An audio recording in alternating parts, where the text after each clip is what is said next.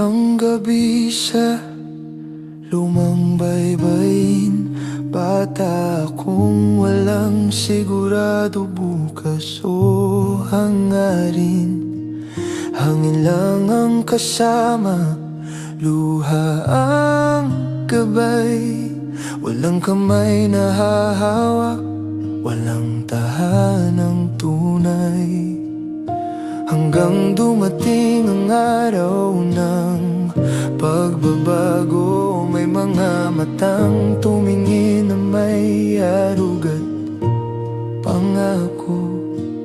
Ibinukas ang pintuan, ako'y pinilit inuwi. Tinuruan akong maniwalang may puwang ako sa mundong hiling.